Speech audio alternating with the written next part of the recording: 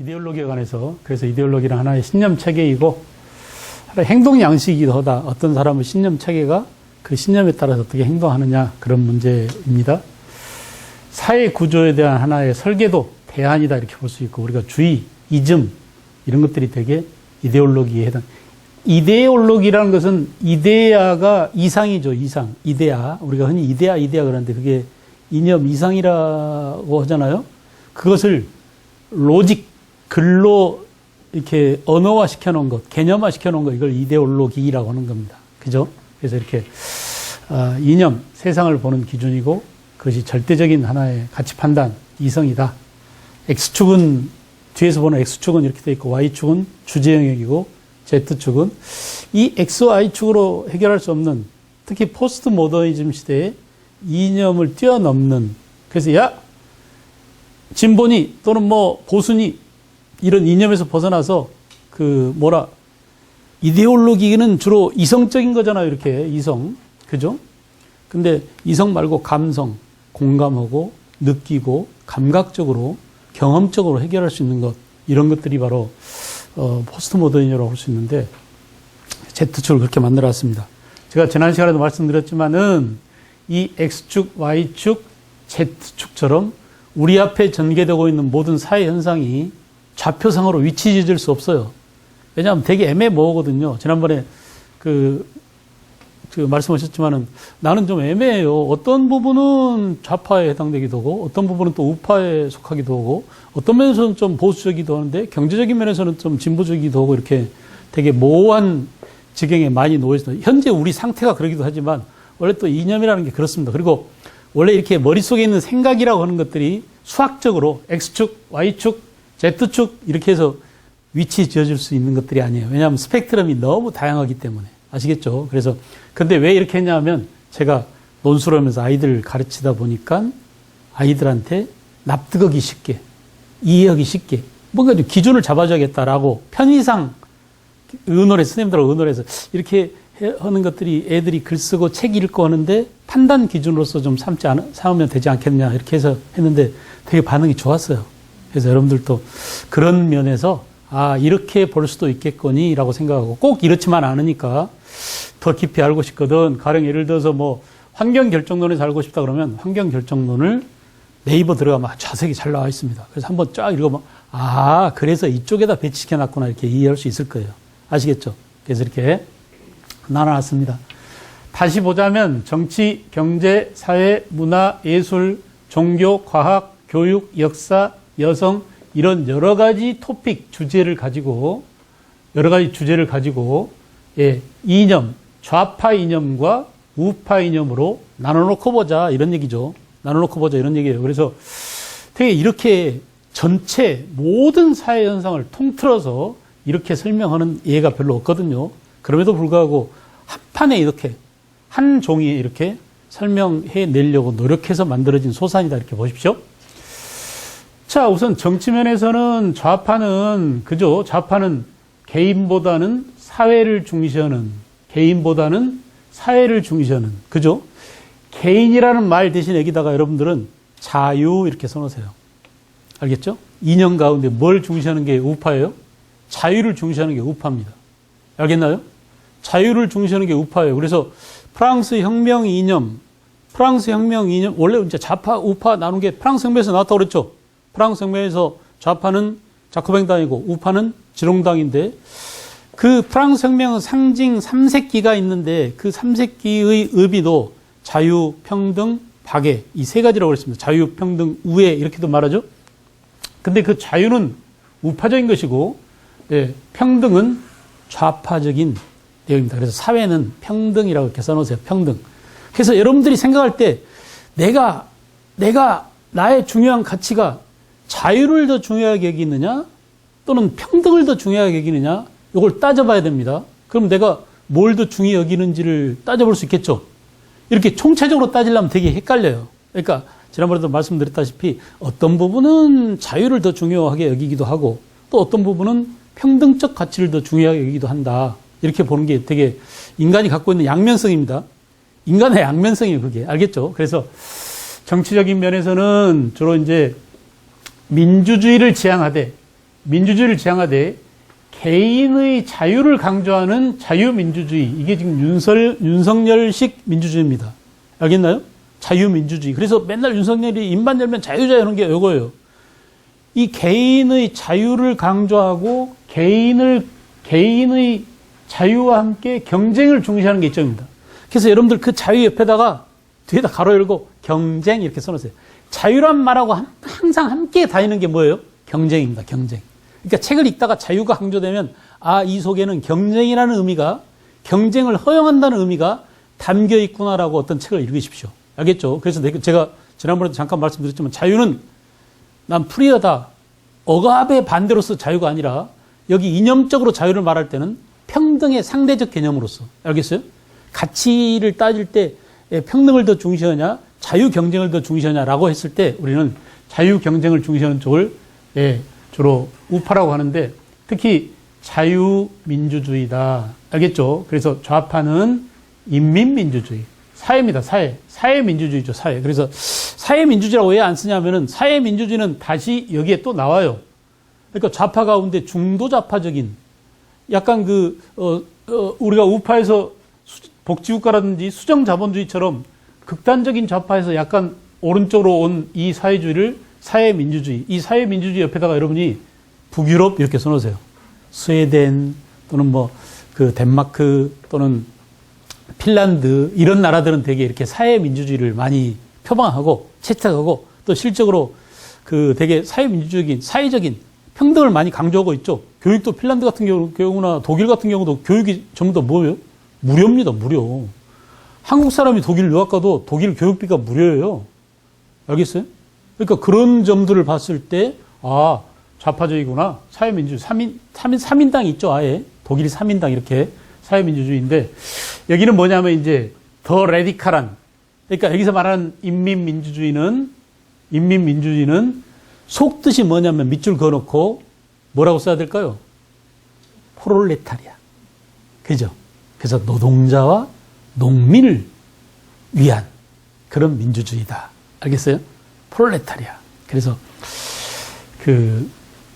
민주주의입니다. 특히 이제 아이들이 제일 헷갈리는 것은 민주주의의 반대말이 공산주의다 이렇게 생각하는데 아닙니다. 공산주의들도 민주주의를 표방하고 있다. 근데 그 민주주의의 절대 가치가 뭐냐? 개인을 위한 거냐? 집단을 위한 거냐? 노동자 또 농민, 사회를 위한 거냐? 이런 면에서 차이가 있다는 것을 구분 지어줘야 된다. 구분. 그 다음에 경제적인 측면에서는 그죠? 아담 스미스를 대표로 하는 보세요. 자유, 경제, 시장주의. 이게 윤석열식 자본주의 경제체제입니다. 알겠죠? 그래서 자유, 경제, 시장주의. 역시 경쟁과 자유를 원리로 하는, 그죠? 이 아담 스미스의 자본주의가 쫄딱 망한 게 언제라고 그랬죠? 우리가 다 배웠잖아요. 이거 언제예요? 1929년에 경제공황이라고 그랬죠? 그래서 경제공황이라는 자본주의의 대실패를 경험한 다음에 안 되겠어. 우리가 다시 왼쪽으로 한 클릭만 더 옮길까 해서 옮긴 게 뭐라고요? 수정자본주의입니다. 자본주의를 수정해서 수정자본주의로 갔어요. 자, 그러면 수정은 뭘 수정했느냐? 자본주의 요소 안에 사회주의적인 요소를 도입한 겁니다. 그죠? 다시 말하면 계획경제 요소를 도입한 거예요. 원래 자본주의는 개인의 무한한 자유와 무한 경쟁을 추구해야 되는데 아니야. 그러다 보니까 약자들이 다 죽어. 그래서 국가가 약자를 보호하기 위해서 노동자법, 와그너법이라고 그러죠. 그 다음에 AAA, 농업조정법, 또 후보댐을 건설하고 일자리를 창출하고 이런 개념들이 이때 생겼어요. 일자리 창출이라고 하는 게. 알겠죠? 그래서 이렇게, 케인작파, 수정자본주의 이렇게 갔습니다. 자, 경제적으로 좌파는 마르크스주의, 그죠? 마르크스, 평등지향적인, 완전 좌파입니다. 근데 역시 좌파도 1968년 68혁명 결과 프랑크푸르트 학파, 그래서 안 돼. 극단적인 이런 사회주의에서 우리도 자본주의적인 또는 의회주의를 도입하자. 알겠죠? 그래서 이렇게 프랑크푸르트 학파는 수정자본주의처럼 수정된 사회주의다. 독일에서 나왔죠. 독일 프랑크푸르트 지방이죠. 프랑크푸르트 학파. 자, 그 다음에 이제 사회적으로는 좌파에서는 갈등을 인정하는 갈등주의. 그렇습니다. 원래 혁명이라고 하는 것도 프롤레타리아 혁명이라고 하는 것도 갈등을 인정하는 거죠. 그래서 노동자와 자본가들의 갈등을 노동자들이 들고 일어나서 타도하고 새로운 사회를 만드는 것 자체가 갈등을 인정하고 있는 거예요. 수긍하고 있는 거예요. 그러나 기능주의는 기능에 맞게 자기 역할에 맞게 사는 게 적당하다라고 갈등이 부정적입니다. 그래서 야, 인마, 네가 아무리 아버지한테 불만이 있다고 하더라도 아버지한테 대들면 돼? 자식으로서 자식답게, 여성은 여성답게, 아내는 아내답게, 네 역할이 있고 네 기능이 있는 거다라고 다 이렇게 답게라고 기능을 한정지어줬어요. 국한시켜놨어요. 그러다 보니까 갈등을 인정해요? 인정하지 않아요? 갈등을 인정하지 않습니다. 네가 할 일만 잘하면 돼. 이런 식으로 그 기능주의는, 사회적으로 기능주의는 갈등을 부정하고 갈등주의는 갈등을 인정하는 쪽이다. 문화 보편주의와 자문화 중심주의. 이 자문화 중심주의는 우파에서 주로 어디에서 나온다고 그랬죠? 우리가 이거 극단적인 모습을 독일은 나치즘에서 유태인 학살에서 볼 수 있다고 그랬죠? 다른 말로 이거 뭐라고 그러냐? 인종주의라고 합니다. 거의 다 문화 뒤에는 사람이 있습니다. 문화만 따로 존재하는 게 아니에요. 그 문화를 가진 사람이 누구냐가 다른 거예요. 아프리카 지역이라고 하지만 아프리카 지역에서 흑인들이 만드는 그 문화입니다. 사람이 만든 문화예요. 그러니까 인종과 문화가 아주 직결됩니다. 그래서 여기다가 인종주의라고 했어요. 그냥 인종이 아니라 인종차별주의입니다. 알겠죠? 인종차별주의. 자문화 중심주의, 인종주의 같은 표현이에요. 문화 보편주의는 인류가 전 세계가 다 동지야, 동무야 이렇게 주로 사회주의에서는 문화 보편주의를 채택하더라. 문화 보편주의. 예술에서는 참여예술과 주로 사회주의 좌파가 참여예술이라고 그랬죠. 그래서 북한의 예술 작품 보세요. 전부 다 수령님을 찬양하거나 아니면은 일하는 일꾼들, 노동자들은 모습을 보여주고 우리가 볼 때는 아주 딱딱하고 우리 시선으로 볼 때는 너무나 쇳덩어리 또는 땀, 노동자 이런 냄새들이 납니다. 실제로 그런 선동을 위한 벽화 같은 그런 그림들을 주로 많이 그리잖아요. 그게 극단적인 북한식 참여예술입니다. 알겠죠? 그래서 북한은 순수예술을 부정하고 이렇게 참여예술만을 강조합니다. 우리는 순수예술. 우리가 이제 우리나라 안에서 보자면 어떻게 현실 참여제, 박노해 같은 사람 노동을 찬양하고 그랬었잖아요. 옛날 노동의 새벽이라는 유명한 책을 썼던 박노해 시인. 마찬가지로 일제시대에는 윤동주나 또는 만해 한용운이나 이런 사람들은 현실 참여적인 당시 민족적 현실 또는 사회적 고통받고 있는 대중들의 현실을 같이 아파하면서 쓴 그런 참여 예술이 있는가 하면은 김영랑이나 이런 사람들은 순수 예술을 지향했다. 알겠죠?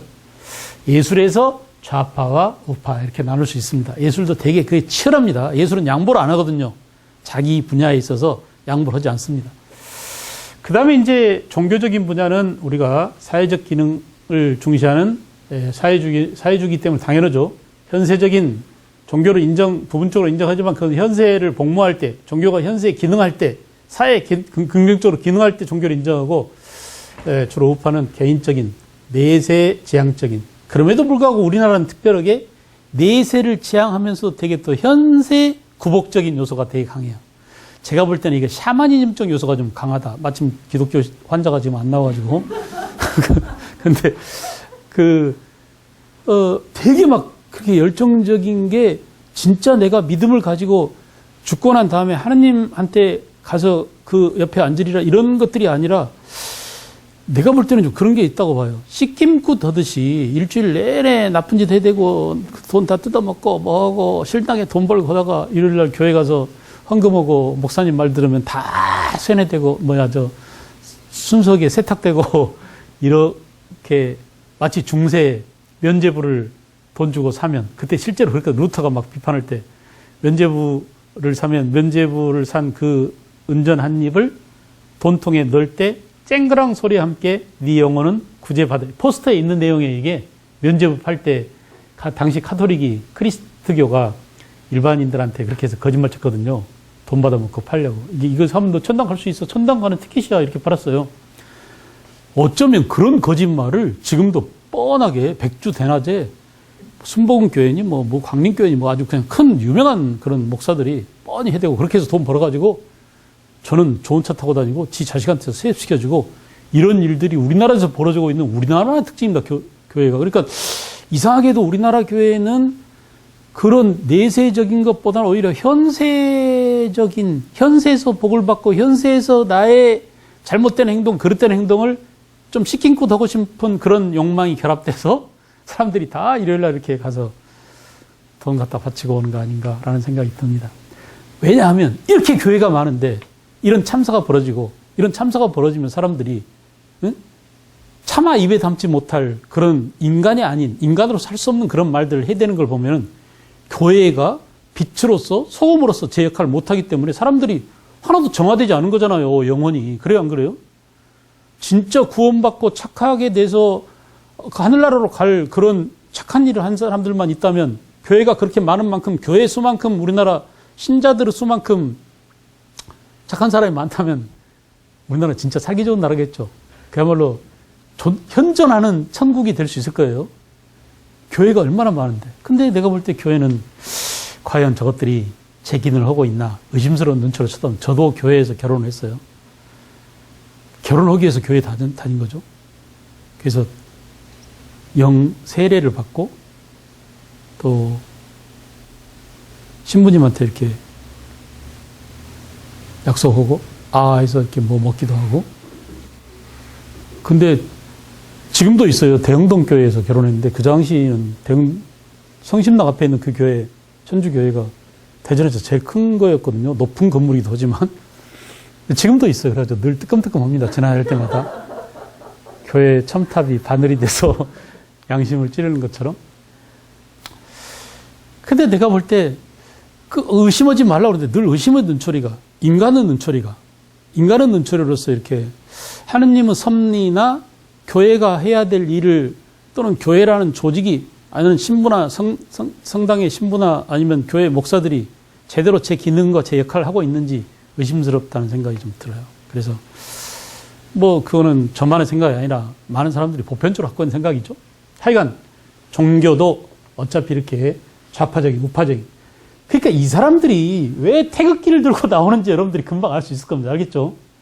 왜 태극기를, 그러니까 원래 종교가 예수님을 본받으려면 예수님은 가난하고 못 살고 정말 힘들고 어렵고 약한 자들을 구원하기 위해서 이 땅에 왔다 오는데, 이 새끼들이 예수 팔으려고 예수 십자가를 내세우고 있으면서 그것을 강자를 위해서, 권력을 위해서, 또는 가진 자들의 앞잡이 노릇하면서 센 나라 미국 놈들 국기를 들고, 일본 국기는 아직 안 들고 나오지만 이스라엘 국기를 들고 나와서 하고 있는 모습을 보면은 용서가 안 됩니다. 저것들은 도대체 기준도 맞지 않아. 저런 애들이, 그죠? 과학은 조금 어렵다고 했는데, 우리 여기까지 했나요? 지난 시간에? 과학까지 했었죠. 과학의 가치 중립. 주로 좌파는 과학의 가치에 대해서 중립적입니다. 가령 예를 들어서 과학기술이 인간한테 해악을 미친다라고 하는데, 사람들이 요즘 환경 문제를 보더라도 그렇잖아요.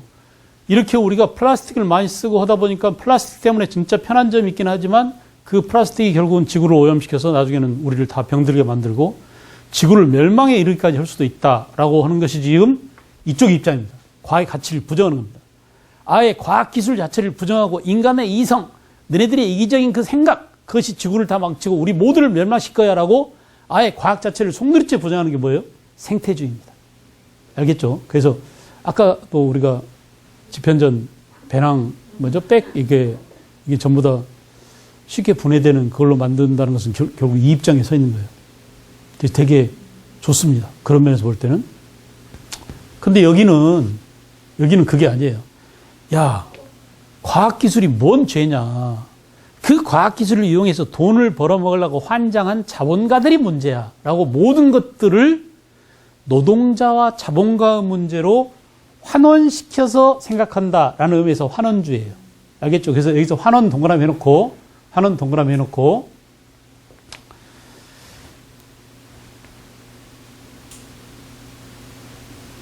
도사 대립. 그러니까 자본가의 탐욕. 알겠죠? 과학은 죄가 없어. 근데 문제는 뭐라고요?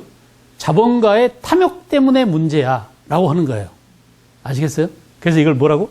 환원주의라고 합니다. 환원주의가 되게 어려운 말인데 이해가 가죠, 이제. 알겠죠? 과학은 죄가 없어요. 이런 겁니다. 칼이 뭔 죄냐. 칼을 좋은 사람이 쓰면, 요리사가 쓰면, 의사가 수술할 때 쓰면 칼은 좋은 일을 하는 거잖아요. 그런데 칼이 강도 소나기에 들려 있거나 그러면 결국 사람을 살상하는 무기가 될 때 칼은 나쁜 거잖아요. 그러니까 칼이 죄가 아니라 그 칼을 쓰는 자가 누구냐? 이게 문제다. 라고 이렇게 모든 문제를 사회주의적인 문제로, 알겠죠? 노동자와 자본가의 문제로, 이렇게 공산주의적인 사회주의적인 문제로 환원시켜서 생각하는 게 뭐라고요? 좌파적인 과학의 가치 중립이라고 합니다. 아시겠죠? 과학 가치 중립. 과학 문제입니다, 지금 여기는. 그죠? 그 다음에 이제 이쪽은 뭐냐? 이쪽은 우파는 과학의 가치를 절대적으로 긍정하는 거예요. 심지어 우리는 우리가 직면한 여러 가지 과학에 관한 문제들, 환경 파괴에 관한 문제들도 과학을 통해서 해결할 수 있다라고 기술이 우리의 미래를 결정한다라는 얘기예요. 결정에다 동그라미 하고 미래 이렇게 써놓죠. 그럼 금방 이해가 옵니다. 알겠죠? 우리의 미래를 누가 결정한다? 과학이 결정합니다. 그러니까 야, 너희 걱정하지 마. 플라스틱 문제 있잖아. 그거 플라스틱을 녹이는 기술을 또 만들 거야. 그래서 플라스틱이 생분해돼서 우리 지구에 전적으로 도움이 될 수 있는 그런 유기물질로 바꿔줄 수 있는 그런 물질을 또 개발하면 돼. 걱정하지 마. 지구 환경 문제? 야, 저거 있잖아. 뭐 북극 빙하가 녹는다 그러는데 빙하를 얼리면 돼. 괜찮아. 금방 바닷물 얼게 해서 빙하 또 만들어 놓게. 이 지랄하고 있는 거예요, 이게. 그러니까 이건 과학의 뭐라고요? 가치를 절대적으로 긍정하는 과학 가치 긍정입니다. 과학 만능주의, 기술 절대주의, 뭐 여러 가지 말로 표현될 수 있는데 결국은 우파적 시각입니다. 아시겠죠? 우파적 시각이에요. 그래서 이번에 카카오 문제라든지 이런 것들이 전부 다 여기서 나온 겁니다. 알겠어요? 그걸 어떻게 바라보느냐? 그것을 운영하는 카카오 운영자가 문제야! 라고 하는 것은 이쪽이고, 아니야. 그래도 우리는 그것을 또 기술적으로 극복할 수 있어. 라고 하는 것은 이쪽 입장이죠. 그죠? 근데 문제는 뭐야? 우리가 과학에 빠져 있으면 안 돼. 과학 자체로부터 벗어나와야 돼. 라고 과학 전체를 송두리째 부정하는 게 뭐라고요? 생태주의입니다. 알겠죠? 여러분들은 어디 입장에 서 계십니까? 꿈 한들님? 과학만을 놓고 봤을 때? 되게 애매하죠? 네. 그래도 한번 해보세요. 어렵네요. 미래를 또 생각하면 일단 자연환경이 또 우선 더 중요하다고 생각하니까. 뭐요? 그래서 뭐 애매하게 미래를 생각하면 미래 이쪽을 얘기하다가 생태주의로 가버리면 네, 이제 사람 마음 내 변할 수 있으니까. 그러고 있죠 지금. 네. 그런 상태죠. 네네. 그러니까 과학도 중요해. 과학이 실제로 우리 삶을 변화시키고 행복하고 세탁기 봐봐 얼마나 편한지라고 하고 있잖아요. 그래 안 그래요? 근데 그 세탁기에서 나오는 수많은 미세 플라스틱이 여러분들 몸으로 들어와서 갈치 뱃속에, 조기 뱃속에, 홍합 뱃속에 다 있어가지고 그걸 또 여러분들이 잡수고 계셔서 그걸 또 없애느라고 약을 또 비싼 약을 또 사 먹고 그러다가 또 병원 가서 이러고 있어 지금 우리가. 그리고 어떤 걸 선택해야 되느냐는 것은 여러분들만의 고민이 아니라 우리 모두가 안고 있는 이 두 가지를 무엇을 선택해야 되느냐라는 것을 고민할 때를 우리는 딜레마라고 합니다. 이것도 저것도 다 갖고 싶은데 어찌해야 돼 이걸 딜레마라고. 알겠죠? 그런 딜레마에 빠져 있습니다 지금. 그래서 결단을 내려야 합니다. 결단을. 여러분들이 결단을 내려주시는 게 되게 중요해요. 알겠죠? 여러분들이 결단을 내려주셔야 돼요. 그래서 될 수 있으면 저는 일단은 안 쓰자주의입니다. 그래서 미안하지만 옷도 안 사 입어요. 내가 옷을 사는 순간 폐기물이 되거나 이것이 문제가 됩니다. 그러니까 있는 것이라도 계속 더 쓰고 아껴 쓰고 나눠 쓰고 바꿔 쓰고 이게 아나바다? 그걸 또 대통령이 몰라가지고 또 개망신을 당했었는데 우리 다 알고 있는데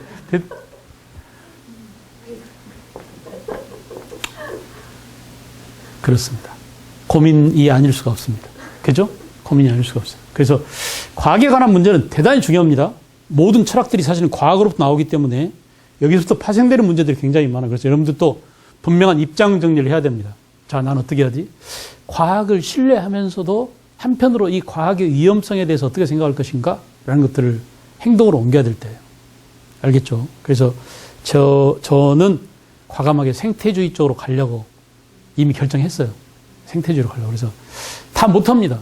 생태주의로 다 할 수 없어요. 전부 다 이렇게 친환경적인 백만 들고 다닐 수 없잖아요. 내가 걸치고 있는 것들이 얼마나 반환경적인 것들이 많은데 당장 딱 잘라서 못합니다. 그래도 조금씩이라도 하나씩이라도 지금 하고 있는 것이라도 줄여나가려는 그런 노력들이 모여서 커다란 힘이 될 수 있을 겁니다. 그리고 그것을 확산시켜주고 강화시켜주고 여러분들이 노력해 나가는 것들, 자녀들하고 함께 해 나가는 것들, 또 그들이 그런 것을 믿음으로, 이게 믿음이고 신념 체계니까 하나의 신념으로, 신념이 생기면 행동으로 옮겨지거든요. 그렇게 해 나갈 수 있도록 여러분들의 행동이 옮겨서 이 젊은 세종이 되게 나이가 젊잖아요. 세종 평균 연령이 39살이라고 그러는데 되게 나이가 젊은 셈입니다. 여러분들이 딱 세종 나이쯤 될 거예요, 아마 볼 때. 그래서 이 젊은 도시에서 더 젊은 활력을 가지고 이 새로 생긴 도시를 어떻게 우리가 생태 친환경적인 그런 그 공간으로 만들어 나갈까? 이런 것들을 함께 고민하고 함께 의논하고 그걸 활성화시켜 나가는 것들이 되게 중요합니다. 알겠죠? 아까 그 보따리 하나만 놓고도 되게 좋은 생각이 들더라고요. 그래, 이런 의도를 가지고 만들었다니 참 다행이다. 그 다음에 이제 교육 문제는 정말 이게 뜨거운 감자입니다. 뜨거운 감자예요. 제가 여러분한테 당신은 환경이 중요하다고 보십니까? 유전이 중요하다고 보십니까? 이 결정론 마찬가지죠. 아까 우리가 환원론이나 또는 기술 결정론에서 결정이라는 것의 의미를 알다시피 환경이 우리의 미래를 결정한다. 기술이 우리의 미래를 결정한다는 것처럼 환경이 교육에 있어서 결정적으로 아이를 결정하는 게 뭐라고요? 환경이라 이겁니다. 환경. 그죠? 그리고 유전 결정론은 아니야. 타고난 자질이 중요해. 원래 뛰어난 사람들은 따로 있는 법이야. 라고 합니다. 알스탕님. 어느 쪽에 서실 거예요? 유전 결정론? 환경 결정. 네? 환경에?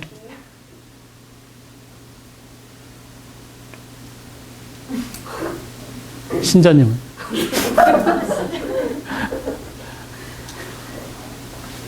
저는 하이브리드인 것 같아요. 하이브리드? 별명에 피해 나가네요. 우리 모두가 다 하이브리드예요. 우리 모두가 다 하이브리드인데 그 중에 하나 고르라면?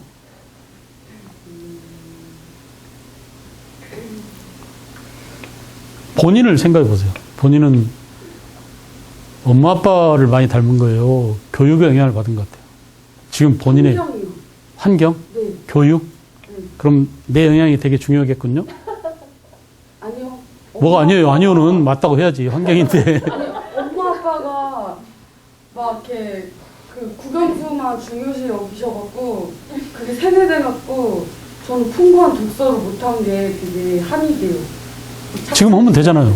독서 평생 해야 됩니다. 지금 하면 되잖아요. 네, 지금은 근데 먹고 사는 것도 같이 걱정해야 되니까 그때가 한강기였는데 그게 참 아쉬울 뿐이죠. 그래서 그 환경이 솔직히 유전보다 더 중요한 것 같긴 한데 유전도 무시할 수 없는 것 같아요. 뿌띠님. 저는 환경 결정을 생각하고 있는데요. 현실이 유전 결정되는 것 같아요. 현실적으로. 예를 좀 들어줘 보세요. 요즘에 느끼는 거예요. 공부도 타고나야 된다. 왜요? 왜 요즘에 그걸 느꼈어요? 그런 거 이제 느끼더라고요. 그냥. 왜? 이제 아이들 하는 거 보면은 제가 그때 그냥 놀자 하는 애가 있고 같이 제 환경에서 두 아이가 너무 다르게 크고 있으니까 같은 환경이잖아요, 저도. 근데 이제 너무나 이제 극단적인 상황이에요. 그래서 유전적인 것도 있지 않나. 되게 구체적이네요. 환경은 같은데 유전적인 요인이 작동된다.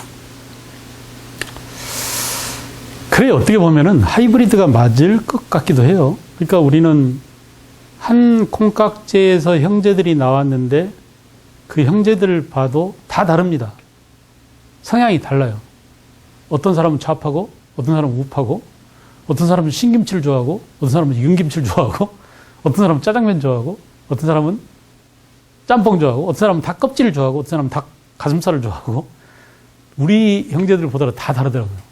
그러니까, 야, 이거 어느 쪽을 따라야 될 것인지 되게 고민되는 노릇입니다. 어떻게 해야 될까요?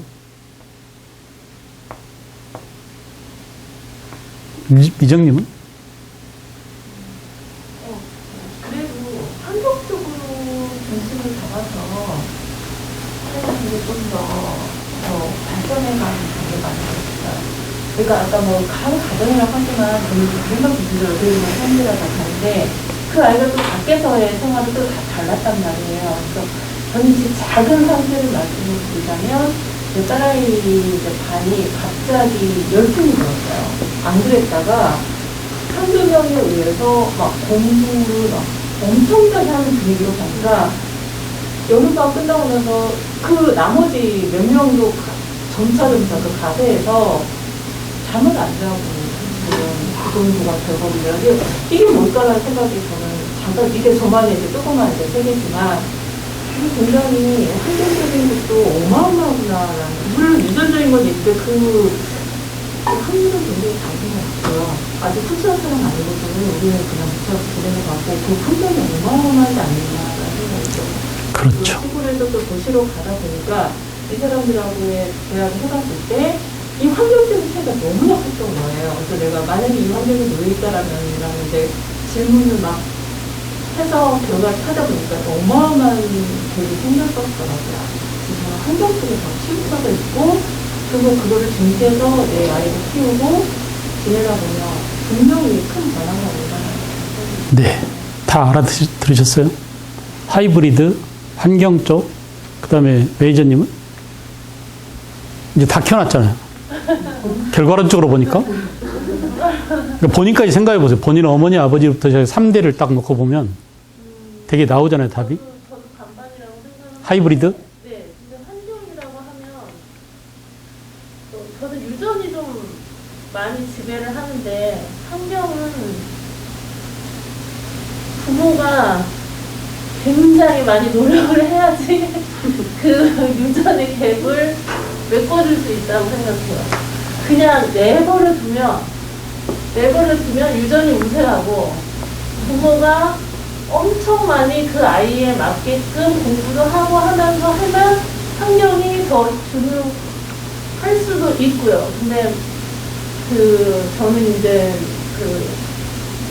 사회주의 그쪽이라서 보면은 아이들은 유전적으로 다르게 태어났고 환경도 다르게 태어났기 때문에 정부가 환경을 똑같이 만들어줘야 된다. 이거를 저는 되게 신봉하거든요. 똑같이 만들어주는 것이 아니라, 그러니까 똑같이 만들어주는 것은 약간 기본적인 그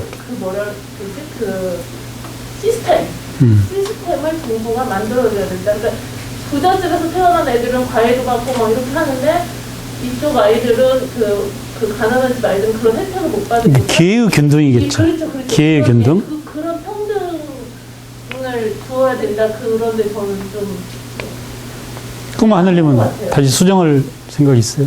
근데 저는 하이브리드? 조금 그런 게 어려운데 어릴 때는 이제 어떤 제가 만들어준 환경 내에서 아이들이 그렇게 잘 따라가서 잘 크는 것 같더라고요. 근데 저는 이제 사춘기가 오면서 얘네들을 보니까 이게 저도 조금 유전이 좀 더 우세하다는 생각이 더 많이 들더라고요. 그러니까 유전이라는 거, 내 어떤 기질이라던가 성향 같은 거. 그래서 내가 이런 그러니까 좀 그냥 게으른 부분이 있으면 우리 엄마 아빠 어땠을까 이런 부분도 좀 생각하게 되고, 그래서 저도 그렇게 되면 그 말씀을 들어보면은 그러니까 이 부모님의 환경이 많이 중요하겠다.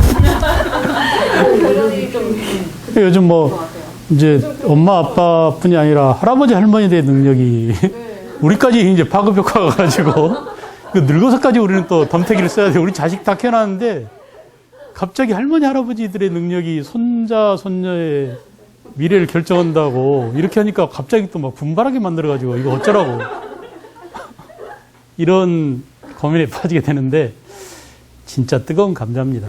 이거 우리가 해결하지 못하면 어쩌면 우리나라가 그동안 막 숨을 헐떡이면서 여기까지 왔는데 더 나갈 수 있는 여력이 있거든요. 제가 볼 때는 나라 전체적으로 봤을 때.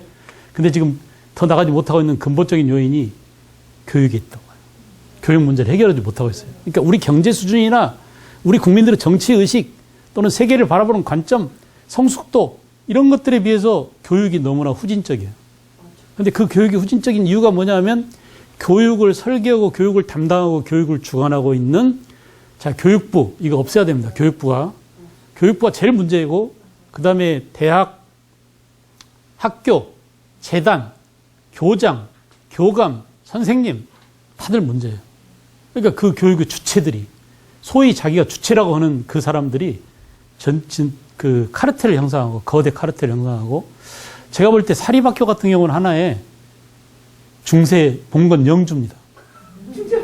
똑같아요. 그 거기에 있는 선생님들은 영주한테 충성을 바치는 기사들이에요. 그 사립학교 다니는 학생들은 농노입니다. 농노. 그런 존재예요. 그렇게 취급당해요. 정치가 새끼들이 우리를 개돼지 취급하잖아요. 국민들을. 개돼지 취급하니까 윤석열 한 명 지키려고 수천 명이 달라붙어서 삼각지 그 용산 집회 현장은 봉쇄하고 있고 수십만 명이 모여있는 10만 명이 넘게 모여있는 그 간단한 치안 펜만 하나 치워놓고 오늘 이쪽은 일방통행입니다. 통행금지 이거 하나만 있으면 이 참사를 막을 수 있는데 그걸 하지 않는 그런 문제들이 교육으로부터 비롯됐다고 생각해요. 교육. 그래서 우리가 이 교육 문제를 해결해 나가야 되는데 풀어내야 됩니다. 고민하셔야 돼요. 그러니까 내 아이만의 문제가 아니라 조금 확장해서 우리 학교 또 우리 지역 이렇게 놓고 보면 심각합니다. 많이 심각해요. 많이 심각하고 지금도 해결 못하고 있어요. 근데 그게 뭐 때문에? 카르텔 때문에. 그런 카르텔 때문에. 그래서 좋아질 거라고 보는데요. 앞으로 좋아질 거라고 보는데 되게 에너지가 많이 필요해요. 그러니까 누구 한 사람의 노력이나 누구 한 사람의 아이디어로 안 돼요. 전체가 협력해야 되고 수많은 사람들이 밥그릇이 걸려있어요. 선생님들의 밥그릇 이걸 건드리면 다 싫어합니다. 자기 편한 길로 가려고 그래요. 알겠죠? 절대 그 밥그릇을 깨려고 하지 않습니다. 언론하고 교육은 얼마나 웃기냐면 제가 아마 제 강의를 다 들은 사람들은 알 거예요. 그러니까 언론과 교육이야말로 계몽운동에 제일 선두에 있었어요. 애국 계몽운동이. 그죠? 애국 계몽운동의 두 수레바퀴가 교육과 언론이었고 그래서 언론을 통해서 민중을 계몽하고 교육을 통해서 개화의식을 근대의식을 심어주자라고 해서 그때는 교육과 언론이 제일 중요해가지고 교육에 투자하거나 언론에 투자하면 되게 추앙받았어요. 존경받고요. 그런 정도로 중요한 일들을 했었습니다. 독립운동가들이 많았고요. 근데 그 자식들이 나중에 가면은 전부 다 변절해서 친일파로 많이 넘어가요. 왜냐하면 자기 재산을 지키기 위해서 언론사는 언론사를 지키기 위해서 그게 하나의 회사가 돼버리거든요. 나중에 학교는 학교 사학 재단을 지키기 위해서 재단이 재산입니다. 재산을 재단이라는 이름으로 갖게 된 거죠. 그리고 재단을 갖고 있으면 그 재산을 세금을 안 내고 세금을 최소화시켜서 내고 자기 자손한테 세습이 가능해요. 이렇게 해서 지금 그런 카르텔이 형성되기 때문에 이거 쉽게 깨기가 힘듭니다. 그래서 정치가 발전하고 사람들이 이것을 법적으로 제도적으로 환경과 유전 가운데 우리가 환경을 좀 잘 만들어서 유전적으로 조금 들쭉날쭉 있다 하더라도 여기에 걸맞게 교육시켜줄 수 있는 장치가 다 있습니다. 기술이 그 정도 발달했어요. 우리 교육 기술이. 지금 제가 수업하고 있는 방식 자체가 주요 메인 수업은 온라인으로 하고 여벌 수업을 지금 와서 이렇게 하고 있는데 온라인으로 하는 것은 되게 스트레스 받죠? 그래요, 안 그래요? 일단 양이 많고 혼자 막 빡치게 해야 됩니다. 근데 여기 와서 하면은 되게 흥미가 좀 있죠. 관심도가 생겨, 집중도가 생겨. 그건 뭐냐면은 온라인 기반으로 돼 있기 때문에 내가 거기에 타서 그걸 뛰어넘고자 하는 극복하려 하는 그런 의지가 있기 때문에 그게 가능해요. 학교에서도 충분히 그게 가능하거든요. 지금 이제 뭐 실험적으로 하고 있는 데가 있습니다. 그래서 프로젝트 수업이나 프로젝션 수업이나 또는 그러니까 빔 프로젝트를 사용하는 그런 수업이 아니라 지금 이런 시스템으로 온라인과 오프라인을 혼합해서 하거나 또는 그런 종류의 수업을 하시는 분들도 있는데 문제는 뭐냐면 이런 것들이에요. 이게 잘 만들어져 있어야 됩니다. 온라인 기반 수업을 할 수 있는 콘텐츠들이 잘 만들어져 있어야 돼요. 디지털화 돼 있어야 되고, 이거를 어느 선생님이든지 변형해서 사용할 수 있어야 되고, 자기 취향에 맞게 보여줄 수 있어야 되고, 이게 마음에 안 들면 내 걸로 만들어낼 수 있어야 되고, 그렇게 해야 되는데 그 짓을 안 해요. 아무도 안 합니다. 할 수 있는 역량이 충분히 있는 사람들, 머리도 좋고 공부도 잘하고 뛰어난, 그러니까 제가 보편적으로 여학생들 수준을 놓고 봤을 때, 고3 여학생들 수준을 놓고 봤을 때 제일 괜찮은 친구들이 의대나 이런 데 가고, 그 다음에 괜찮은 친구들이 전부 다 교대나 이렇게 임용고시 보는 애들입니다. 그래서 성적이 괜찮아요.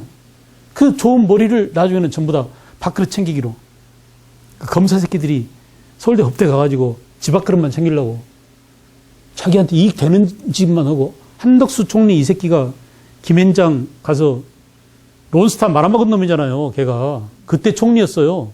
론스타 외환은행을 론스타한테 다 팔아 넘기고 우리나라 빚더미에 않게 만든 놈이나 마찬가지예요.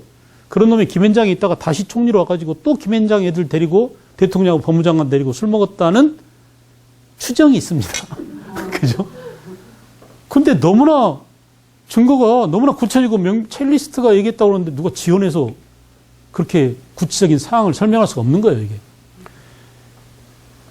그러니까 교육이 얼마나 중요한지. 그래서 저는 환경을 잘 만들어내야 되고, 특히 유전 결정도, 유전 중요합니다. 근데 유전은 정말 중요한, 유전에 대한 그 격언이 있어요. 뭐냐? 진화는 진보가 아니라 다양성의 증가입니다.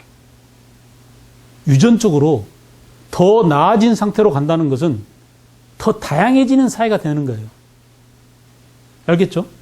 그러니까 우리가 좋은 유전자를 만나기 위해서 어차피 우리가 생명체고 다른 생태계처럼, 다른 동물들처럼 서로 교배를 해서 아이를 낳고 종을 퍼뜨리고 하는데, 그 교배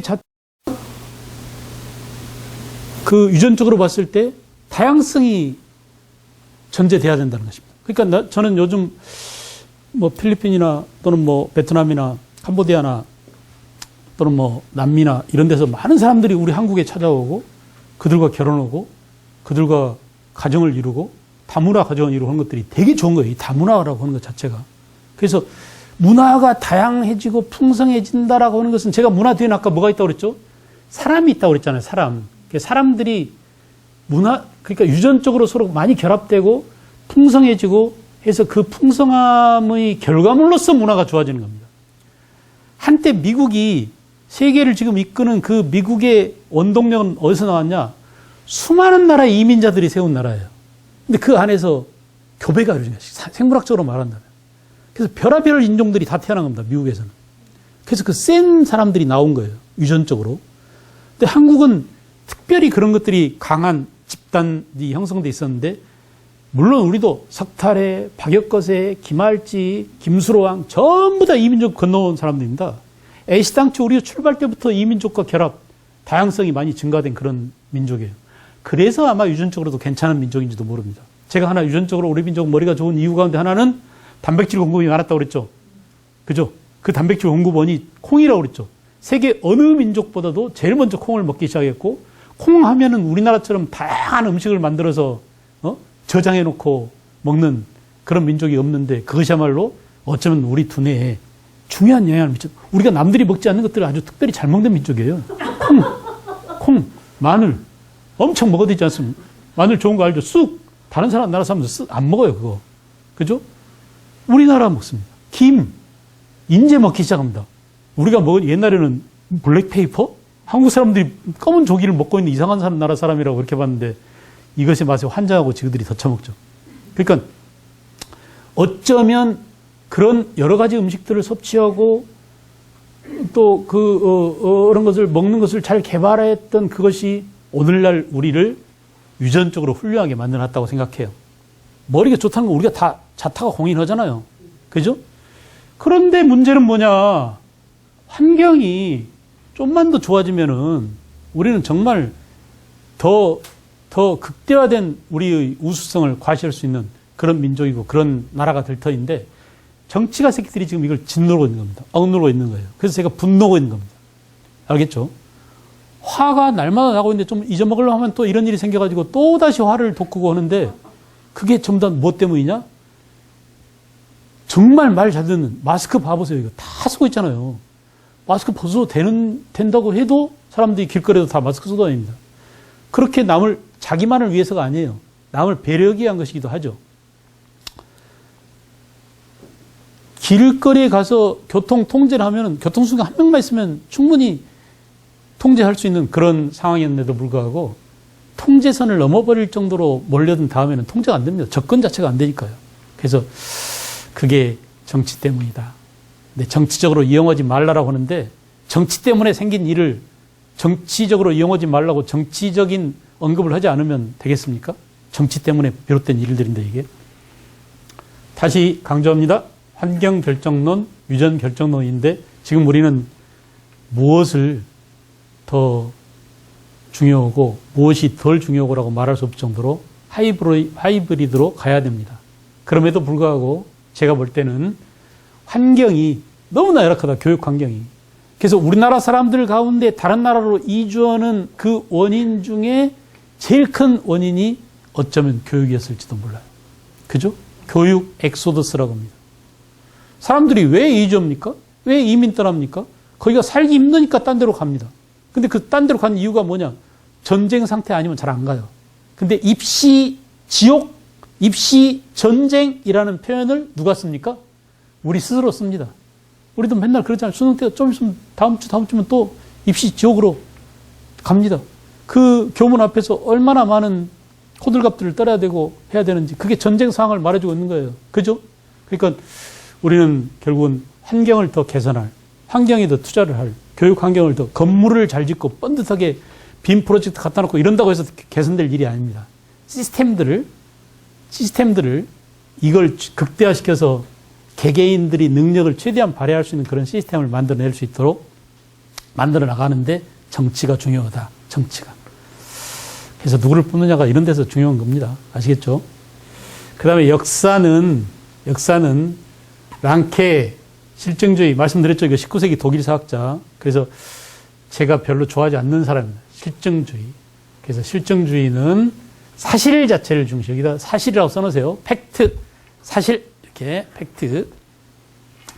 근데 해석을 중시하는 사람들은 극단적으로 해석을 중시하는 사람들은 역사는 없다. 역사는 쓰는 사람만 있을 뿐이다. 이렇게 강조해요. 역사가 해석이 중요하다. 이렇게. 그래서 크로체, 콜링우드 이런 사람들이 해석주의고 이거 이제 상대주의적인 사람이 있다고 그랬죠. 그래서 하이브리드가 있습니다. 하이브리드. 그래서 사실도 중요하지만 해석도 중요해라고 하는 사람이 여기 하나 더 덧붙인다면 누굴까요? 영국의 역사학자 카라고 그랬죠. E.H. 카. 그죠? 그래서 카는 사실과 해석 두 가지를 강조. 그래서 카가 한 유명한 말이 뭐라고요? 역사는 과거와 현재와의 끊임없는 대화다라고 써놓으세요. 옆에다가 E.H. 카 해놓고 카는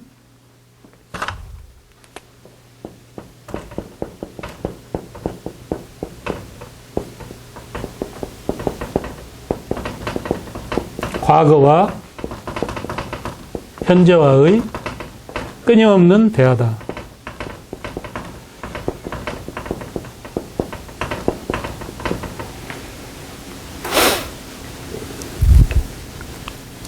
카가 중시하는 것은 뭘까요? 카가 중시하는 것은 과거일까요? 현재일까요? 과거는 뭐냐? 팩트입니다. 사실을 말하는 겁니다. 사실. 현재는 역사가를 말하는 거죠. 역사가의 관점이죠. 관점. 근데 카는 뭐라고요? 역사는 과거의 사실도 중요하지만 그러나 역사를 쓰는 사람의 관점도 중요하다. 그래서 저는 이건 제 개인적인 생각인데 카는 이걸 강조해요. 끊임없는 대화. 역사란 사실과 현재와의 늘 끊임없이 대화해야 돼서 역사는 늘 고정된 거다, 변화한 거다? 변화하는 겁니다.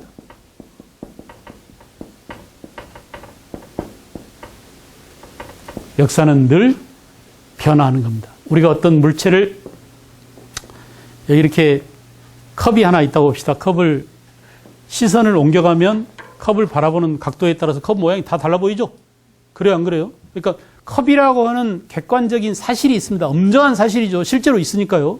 그러나 이 컵을 묘사할 때 어떤 역사가가 위에서 이렇게 보고 이 컵은 원이네 위에서 봤으니까 라고 하고 어떤 사람은 이건 직사각형이네 라고 할 수 있을 것이고 이건 입체적이네 라고 할 수 있을 것이고 어떤 사람들은 보다 더 구체적으로 어떤 각도에서 어떻게 볼 때는 뭐가 이렇게 다 적나라하게 쓸 수 있을 겁니다만은 어차피 이렇게 역사란 항상 뭐라고요? 바라보는 각도에 따라서 관점에 따라서 늘 변화해 가는 것이다. 그러므로 칸은 뭘 중요시 여긴다고? 역사란 끊임없이 연구하고 끊임없이 개발하고 새로운 해석을 추가하고 새로운 관점을 추가하고 그래서 저는 이렇게 봐요. 역사란 과학에 따라서 변화가 심화될 것이다 라고 봅니다. 과학이 발전만 할수록 우리의 무지가 깨우쳐지거든요. 그러니까 지금은 고조선의 유물이 몇 개 발굴되지 않아가지고 고조선의 위치가 어디 있는지 정확히 모릅니다만은 우리는 비파형 동검이나 또는 고인돌 그것의 위치에 따라서 이렇게 보는데 더 정확한 고조선의 유물들이 어디에 있는지 발굴을 못 하잖아요. 지금 다 고조선의 옛날 땅이 러시아나 중국에 속해 있기 때문에 지금 영토가 그래서 우리가 이게 옛날 고조선 땅인데 너네 영토 중에 일부는 우리 고조선 땅인데 우리 좀 발굴 좀 해볼까라고 러시아 땅 가서 우리가 파헤칠 수 없잖아요. 그러나 우리의 아리랑호 위성이 올라가서 위성에서 레이저를 쏴가지고 땅 속에 있는 유물을 찍어냈다 이거야. 땅 속 200m에 있는 유물을 엑스레이 찍듯이 찍어냈다 이겁니다. 그렇게 과학이 발전하면 여기 고조선 유물 여기 있잖아. 너네 발 밑에도 있네. 야 중국 베이징 밑에도 우리 땅이었어 그거. 이렇게 과학의 발전이 우리의 역사를 더 확대시키고 우리의 인식의 세계를 더 넓힐 수 있다라는 생각을 해요. 어때요 여러분들은? 그럴 수 있다고 보죠. 그래서 머지 않았다고 봅니다. 왜냐하면 과학이 눈부시게 이런 면에서는 과학이 우리 미래를 또 결정한다고 볼 수 있어요. 그죠? 자, 그 다음 제일 큰 쟁점이 페미니즘 문제입니다. 페미니즘인데 페미니즘이 잘못 나왔네요. 페미니즘. 그래서 좌파 페미니즘과 우파 페미니즘 그리고 극단적 페미니즘인데 좀 쉬었다 하겠습니다. 지금 내가 시간 가는 줄 모르고 가다가 너무 많이 해버렸어요. 좀만 쉬겠습니다.